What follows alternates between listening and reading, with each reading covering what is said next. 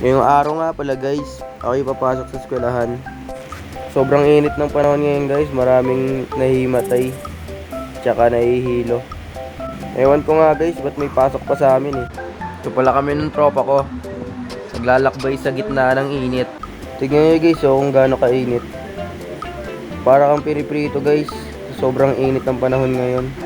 Nagpapakit pa tropa ko dito guys, kala mo namang cute. Fast forward natin guys, medyo mahaba nilakad namin dito.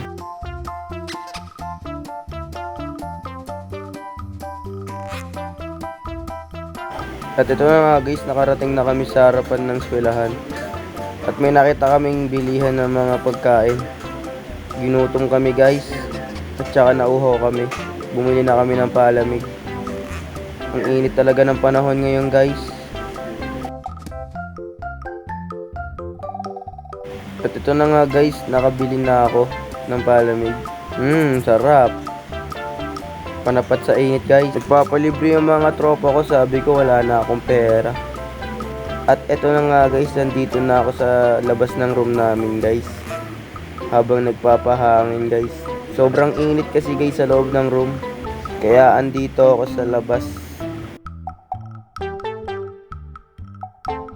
Habang binibidyoan ko yung paligid ng school namin guys, nagtatalo sila kung sino magaling mag-ML. Nagulat ako guys, nagpapaganda si Adrian.